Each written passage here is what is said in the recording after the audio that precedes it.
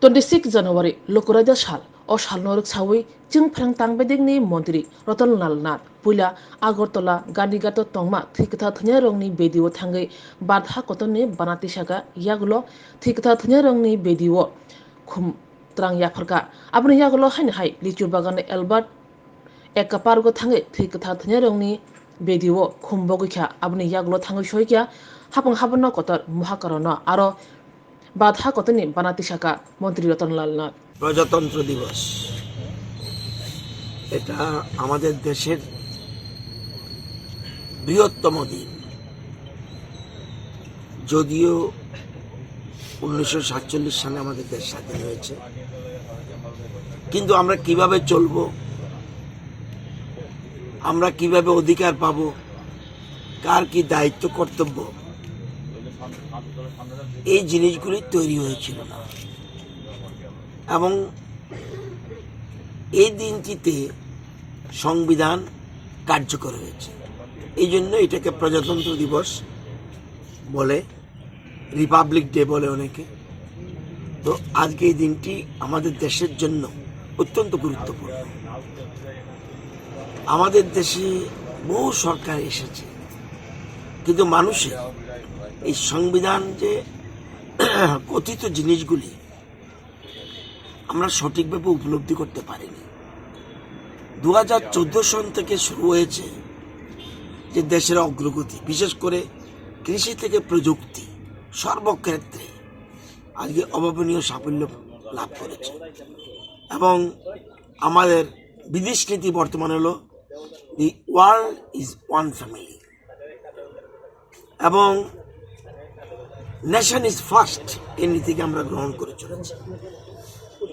এক ভারত শ্রেষ্ঠ ভারত, ভারত আবার জগৎসভায় শ্রেষ্ঠ আসন হবে, এই বিভিন্ন স্লোগানগুলিকে সামনে রেখে আমাদের দেশ এগিয়ে চলেছে। আজকে এই দিনে আমাদের প্রত্যেকটি নাগরিকের কর্তব্য এর সম্মান জানানো এবং এই দিনটিকে সামনে রেখে আমরা আগামী দিনে যেন এক বৃহৎ নতুন ভারত গড়ে তুলতে পারি এবং প্রধানমন্ত্রীর স্বপ্ন যেটাতে আছে সেই স্বপ্নকে আমরা যেন সাকার করতে পারি, সেই চেষ্টা চালিয়ে যেতে। আপনাদের সকলকে আন্তরিক শুভেচ্ছা ও অভিনন্দন জানাই। 1950 সালে 26শে জানুয়ারি আমাদের দেশের স্বাধীন ভারতবর্ষের সংবিধান কার্যকর হয়েছিল।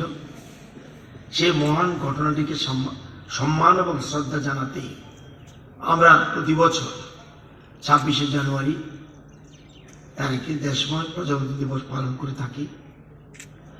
ভারতীয় সংবিধানের প্রস্তাবনা বিশ্লেষণ করলে তার মধ্যে কতগুলো সাংবিধানিক মূল্যবোধ, কনস্টিটিউশনাল ভ্যালুজ লক্ষ্য করা যায়।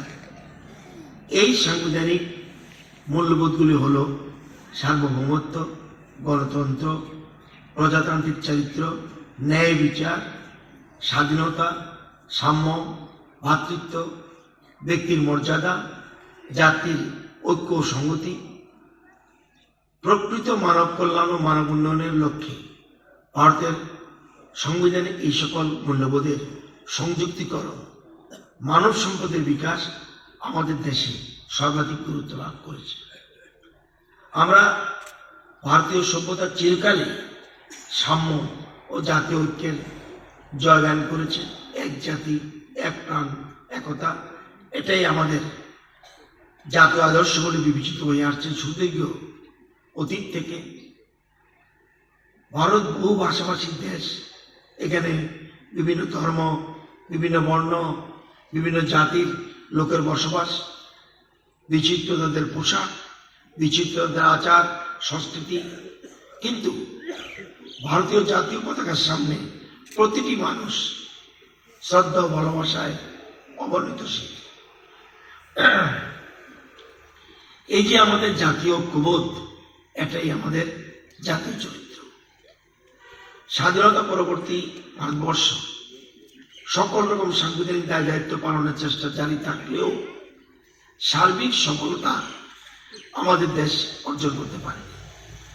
বর্তমান দেশের কেন্দ্রীয় সরকার সেই দুর্বলতাকে কাটিয়ে আমাদের দেশকে সার্বিক সমৃদ্ধির পথে এগিয়ে নিয়ে যেতে আন্তরিকভাবে সচেষ্ট রয়েছে। বর্তমান ভারত সরকারের আন্তরিক উদ্যোগে কৃষি থেকে প্রযুক্তি, সহজলভ্য স্বাস্থ্য ব্যবস্থা থেকে আন্তর্জাতিক মানের শিক্ষা ব্যবস্থা, ইস্পাত কারখানা থেকে আইটি, এগুলির বিকাশ সমস্ত ক্ষেত্রে উন্নয়নের এক নতুন দিশা তৈরি করেছে। বর্তমান ভারতের বিদেশ নীতি হল the world is one family, সমগ্র বিশ্বে সাদরে গৃহীত হয়েছে। আমাদের বসুধৈব কুটুম্বকম নীতির প্রতি শ্রদ্ধাশীল গোটা বিশ্ব। সাম্প্রতিক G20 সম্মেলনে আলোচিত ওয়ান আর্থ, ওয়ান ফ্যামিলি, ওয়ান ফিউচার বর্তমান ভারত সরকারের নীতি ও আদর্শের প্রতিফলন হিসেবে ধরা দিয়েছে। আপনারা জানেন, দেশের সকল অংশের মানুষের জীবনমানে উন্নয়নকে সুনিশ্চিত করতে এবং দেশের উন্নতি, প্রগতি, সমৃদ্ধির বিষয়টিকে সর্বোচ্চ গুরুত্ব দিতে নেশন ফার্স্ট এই নীতিকে গ্রহণ করেছে সরকার। বর্তমান দেশ এবং ত্রিপুরাতে একটা ব্যতিক্রমী সরকার রয়েছে, যার জন্ম হয়েছে সাংস্কৃতিক রাষ্ট্রবাদ, জাতীয়তাবাদ এবং ভারতীয় সনাতন সংস্কৃতির পরম্পরার উপর দাঁড়িয়ে। সাম্প্রতিক সময় দেখা গেছে দেশের কিছু সংখ্যক মানুষ প্রকৃত দেশ সেবকদের একটি পবিত্র ধ্বনিকে নিয়ে বিদ্রুপ করছে। সেই পবিত্র ধ্বনিটি হল ভারত মাতা কি জয়। তারা চীন, রাশিয়া, ইতালি, প্যালেস্টাইন, গাজা ইত্যাদি রাষ্ট্রভূমির বন্দনা করে, কিন্তু নিজের দেশ ভারতকে মাতৃজ্ঞানে সম্বোধন করতে তাদের আপত্তি প্রকাশ পায়। রাজনৈতিক ভ্রষ্টাচার, আকণ্ঠ ডুবে যাওয়া কিছু বিবেকপ্রেমী শক্তি বোধহয় ভুলেই গেছেন যে সাহিত্য সম্রাট বঙ্কিমচন্দ্র চট্টোপাধ্যায় তার আনন্দমঠ উপন্যাসে মাতৃভূমি বন্দনা করেছেন উচ্চ কণ্ঠে। তারা বোধহয় জানেন না যে বিশ্বকবি রবীন্দ্রনাথ ঠাকুরের মাতুষ্পুত্র অবনীন্দ্রনাথ ঠাকুর ভারত মাতার ছবি এঁকে সমগ্র দেশে সাড়া জাগিয়েছিলেন। সেই ভারত মাতা গেরুয়া বসন পরিহিতা, তার চার হাত, এক হাতে ছিল বই, এক হাতে ছিল ধানের শীষ, এক হাতে শ্বেতবস্ত্র এবং এক হাতে রুদ্রাক্ষের মালা। সেই ভারত মাতা ছিল ভারতীয়দের উপাস্য দেবতা। আমাদের স্বাধীনতা আন্দোলনে ভারত মাতার এই প্রতিকৃতিকে বুকে জড়িয়ে ধরে হাজারো স্বাধীনতা সংগ্রামী জীবনপণ লড়াই চালিয়েছিলেন। তৎকালীন রাজনৈতিক মঞ্চের নরমপন্থী, চরমপন্থী সকলেই সেই ভারত মাতার পূজারী ছিলেন। অথচ দেশ স্বাধীন হওয়ার পরেই তারা সেই ভারত মাতাকে ভুলে গেলেন। তখন ক্ষমতার মস্ত দিয়ে উঠেছিল তাদের দেবতা। হল দারিদ্র পীড়িত অনুন্নয়নের ভারতবর্ষ। দেশের স্বাধীনতা, সার্বভৌমত্ব রক্ষা করা এবং দেশের সকল নাগরিকের জীবন মানের উন্নয়ন ঘটাতে সরকার সকল রকমের উদ্যোগ ও কর্মসূচি গ্রহণ করেছে। আজকে এই প্রজাতন্ত্র দিবসে আমাদের অঙ্গীকারবদ্ধ হতে হবে আমাদের যাবতীয় কর্তব্য সম্পাদনের লক্ষ্যে আমরা আমাদের অধিকার সম্পর্কে যেমন সজাগ থাকবো, তেমনি সততা ও নিষ্ঠার সঙ্গে কর্তব্য পালনের অঙ্গীকারও আমাদের গ্রহণ করতে হবে। আর সেই বিষয়টিকে নিশ্চয়তা দিতে পারলেই আমাদের ভারতবর্ষ জগৎ সভায় শ্রেষ্ঠত্বের মর্যাদা অর্জনের সক্ষম হয়ে উঠবে। জয় হিন্দ, ভারত মাতা কি জয়।